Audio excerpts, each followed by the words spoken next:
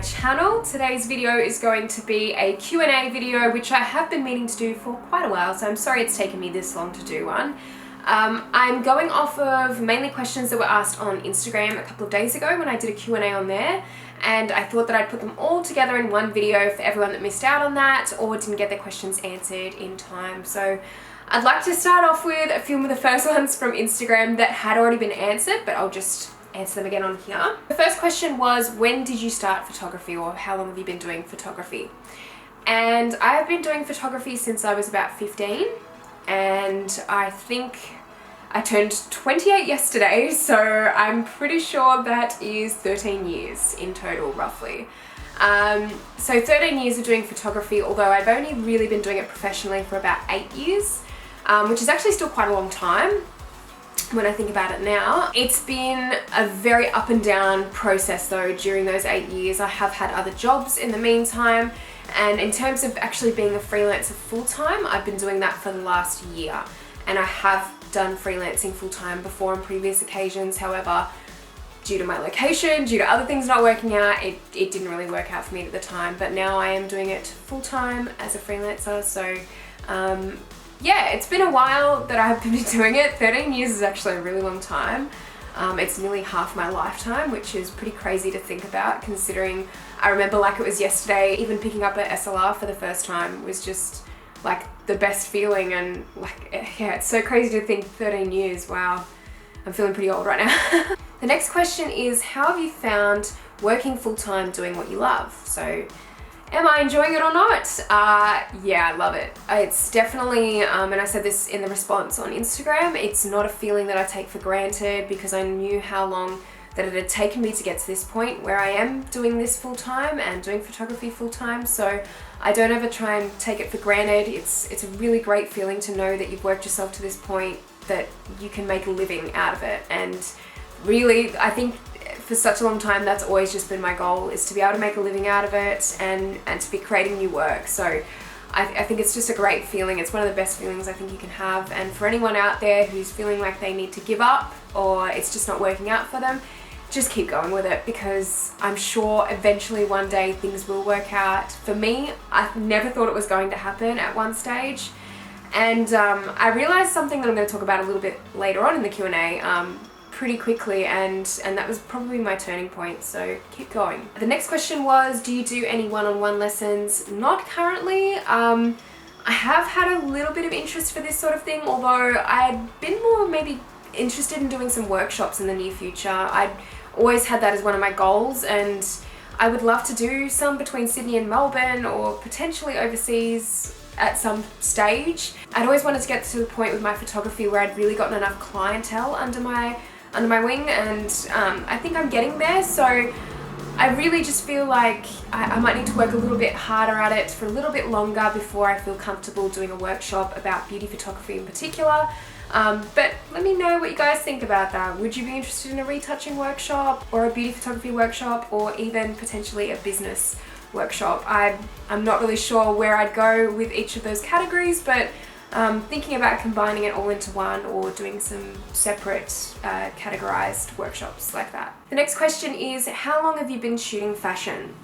So I started doing fashion probably about 8 years ago when I started my business, and fashion was never something I saw myself doing, which was really interesting, because when I first started doing photography, I was doing a lot more conceptual kind of work and artistic kind of photographs, and then I just started to slowly move into doing fashion photography when I started my business, and I found that interest there for that, because it's just so limitless with fashion photography in terms of what you can create. So I really enjoyed that fact about it, and that's sort of how I started pursuing that. So there was a few questions about me using macro lenses for beauty photography, and a couple of them were centered around, do you use a macro lens for your close-up shots? Would a portrait lens be sufficient, or do I recommend using macro lenses for beauty? So I do recommend using macro lenses for beauty if you really want to get those really nice close-up shots with the detail, especially with the makeup close-up, with the lips, the eye makeup, the skin. Perfect for that. I don't think you necessarily need to start off with a macro lens, because I haven't. I still don't have a macro lens. I do hire a 100mm lens at the moment from time to time when I need it. I do find that it's not a lens that I use all the time, so that's why I haven't made the leap with purchasing it, although one day I will definitely be purchasing it because obviously hiring it is a cost all the time. But I do think you can get away with lenses like a 24-70. I use my 24-70 quite often, most of the time I'd say, apart from the times when I have that macro lens, the 100mm with Canon. So I do recommend macro lenses, but do I think you need them to start out with? Probably not. And the thing is, cameras are so good these days that you can crop in a substantial amount with your photographs. So if you do want that kind of close-up shot but you don't have a macro lens, then cropping is always an alternative. So the next question is, what was the most difficult thing you had to overcome when shooting fashion? And I said this on my Instagram response, I do just feel like knowing what fashion is such a hard part of trying to overcome certain things in fashion photography, and actually doing the research when it comes to keeping up with trends with fashion. And I think a lot of people are under the misconception that you need to know a lot about fashion to do fashion photography, and I don't think that's the case, but I do think you need to have a pretty sound knowledge of what's out there and what the trends are at the moment. And I do find that hard to keep up with because I'm not a super fashionable person myself. I really love fashion photography and I really love the artistic element of it, but I'm not really immersing myself into fashion all the time like I do with makeup, which is really good for me when doing beauty, because I really feel like I know a little bit more about that side of things and I'm a little bit more confident when talking about it as opposed to fashion. That's not to say that I won't pick up things in future or I won't try to, it's just it's something that I do struggle with quite often with fashion photography. The next question is, what do you wish you'd learned much earlier? So the main thing that I wish I'd learned a lot earlier on was the fact that I am in control of my photography and I'm in control of my career and where it goes. I wish I'd learned to not sit around waiting for opportunities to come my way. I really wish that I'd just gone out there and grabbed the opportunities and made the opportunities for myself. I think that that's such a huge part of running your own business, and I really sat around for a long time waiting and thinking that these opportunities were just going to come by to me when I needed them, and they don't. And the one thing that I've really learned with doing freelancing over the last year is that you have to push and you really have to be creating work all the time so that you stay relevant in a sense and people can see that you're working, and it's a really important thing to do. There's opportunities out there, so many for fashion and commercial photography, you just need to go and find them. The next question is, which one is the better light, natural light or strobes or flash? I really love natural light, and it's always going to have a very special place for me because it's what I started off doing and I did it for such a long time before moving into studio work. However, I have really come to appreciate strobes and how you can control them to really create the artworks that you want to create. So I really love both. I wouldn't say one's necessarily better than the other. I think natural light is fantastic in how accessible it is. You don't really need to go and spend money on buying a lighting kit, you know, you just have it there. And really, I think in a lot of ways, nothing really beats a golden hour shot and that beautiful light that comes up at sunrise or sunset, and even twilight light is really one of my favorites. Although, like I said, I do enjoy working with strobes and I enjoy experimenting with them too. Next question is, what is your ideal job to get as a photographer? So I would say definitely beauty campaigns. They are what I'm reaching for at the moment. I love doing them. They're so much fun, and you really get to play with that artistic element, I think, with the beauty campaigns a lot of the time. And just seeing new products that are coming onto the market with makeup is always really exciting, so I do love those. How can you learn photography, and what should someone that's just starting out try to do? So I would say there's not really any specific way you learn photography. I think the best way to learn in photography is to do. And that could be photographing flowers, landscapes. Even if you don't have a model, like, photograph anything. When you're just starting out, you want to experiment, you want to find out what you like, and I think that's a really great way to go about it. It's not easy trying to find out what you like to do and trying to learn even the basics. I would suggest, if you do feel a little bit maybe not as knowledgeable with the manual settings on your camera, definitely look into doing a workshop, or definitely look into doing some assistant work, or even going to do a course. I know a course isn't for everyone, and I will talk about that a little bit later in this video, but definitely a few options there for someone that's just starting out to get their head around manual settings and things like that with your camera. But to actually get your work going and moving along quickly, just start shooting and just start photographing anything really. The next question is, how did you progress so super fast with beauty photography? It's amazing. Thank you so much to the person who asked that question. I did a lot of shoots in a very short amount of time. I did 16 photo shoots in December alone. And I think my most progress with beauty photography has been from around October last year to now. And during that time, I've done a lot of photo shoots. I've always got things planned. There's never a moment where I don't have a shoot planned or I don't have an idea ticking away in my head or a mood board. So I think that's really the key, is to just photograph so much. If you have a passion for something with photography, for a certain genre, then just keep shooting and keep planning shoots. And eventually I think that development will come along with it, and to try new things as well. I think that's a really big point. Oh, of course, and this question I was asked about 6 times, I think, on Instagram, so I better answer it now. And it is, what camera do you use? I use a Canon 5D Mark IV. If any of you guys want to know the gear that I'm using, it's all in my description box underneath all my videos. So you can go and check out the gear that I have down there, and I've listed pretty much all of it should be there. So if you're ever in doubt, everything's in the description box. Next question is, how did you learn retouching? Was it self-taught or did you do a course? So I'd say with retouching, and particularly with beauty photography, it was all self-taught. Even color grading images, everything centered around commercial photography or beauty photography and fashion was all self-taught. I did a course, a diploma of photo imaging, and I did that for 3 years, and the extent of what I learnt in Photoshop at that time was probably how to use levels and how to use curves, and also how to do some HDR, which really didn't apply that much to me. So there was a lot of different things that we learnt with Photoshop, however, not really any of it I ended up using once I actually left that course. The course that I did was definitely more of a fine art course rather than a commercial course, so maybe that's why I didn't learn as much in Photoshop, but everything else has been self-taught, and YouTube is one of the greatest tools out there for people these days. So I definitely recommend, for anyone that's struggling with retouching, get onto YouTube. There's so many good photographers out there that have great tutorials, and even if you've got a favorite photographer who's doing a course at the moment, that might be a really good idea to look into that. Next question is, favorite city, Melbourne or Sydney? I love Melbourne so much. I think I've said this before on my channel a lot and on my Instagram.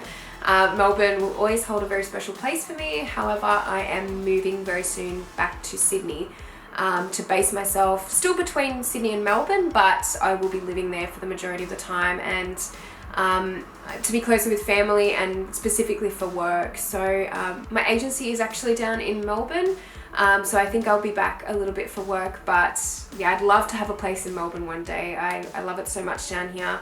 I just feel like it's unfortunately a little bit further from the work that I need to be doing, and also from my family too. Do you have a studio or rent it each time you shoot?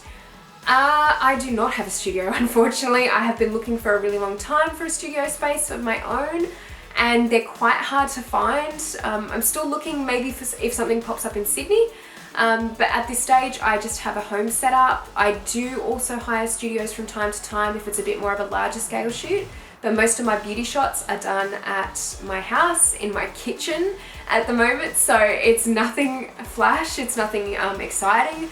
It's just a very basic setup, pretty much in my kitchen at the moment. What is an important aspect in fashion photography to you? So I would say the most important aspect I've realized these days is knowing which brands you're marketing or promoting your work to. I think that's a really important thing, especially using social media in that way to make brands aware of you is a really important factor, and I think that's what I really see as being one of the most important things with fashion photography. The next question is, will you do a workshop in Sydney? Once again, I would love to do workshops in future. Definitely down the road of retouching as well. I think maybe there's not enough retouching based workshops out there, so I'd definitely love to do something like that. But I do feel like it might still be a little bit away from me at the moment. Maybe towards the end of this year or next year, maybe I might look at doing something like that, but it depends on the interest as well. If you guys are interested, let me know, and I'll definitely put it on my radar for the next year or so. Next question is, what got you into being a photographer? I think I've answered this question before on my YouTube channel at some point. I can't remember which video it was in though, but I think the travel really got me into photography initially when I was younger. I love taking a lot of travel photos, and I still do to this day. I really enjoy that. And it really got me inspired to pick up a camera and try more conceptual stuff initially. So I think that that's really what inspired me to get into it. And also DeviantArt, and seeing so many different artworks from across the globe from people my age was really inspiring too. And next question is, what's your main home studio setup? So this one's going to be a little bit hard to explain, but currently I have 2 lights, and the main light is usually with an Octabox modifier. I've also got a reflector that I use, a silver reflector, to help bounce the light, and a backdrop stand with some cloth backdrops. I've also got a couple of paper backdrops as well, so that's pretty much my main items that I use. It's nothing exciting. But yeah, I'm steadily building my studio kit up, but I'm really learning to use what I have already and to work with what I've got at the moment. The next question is, how did you feel when you got your first job as a photographer? Pretty great. I think I was probably 20 years old, something around that age at the time. And it was when I just started my business and I decided to start charging for model portfolio shoots. And I was charging a very low amount at the time because I didn't really know what I was doing.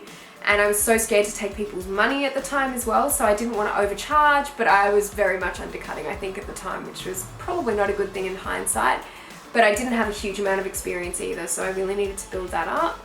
But it was great. I think I had a young girl approach me about doing a model portfolio and just doing an hour of shooting, and she paid me for it, and it was like the best moment ever because I was finally earning some money from doing photography, and it was a really good feeling. What advice do you give to enthusiasts? And the advice that I'd give is just have fun with it, and don't let anyone push you into taking photography too seriously, or don't let anyone sort of kill your vibe with it. I think that's the important thing these days, is there's so much information out there, and a lot of it is just really pushed upon us, and I don't think that we should fall into any one box. I don't think we should be consumed by social media and what is happening on there all the time. I think we really need to just take it easy with photography and really explore our options with it and explore what we really enjoy.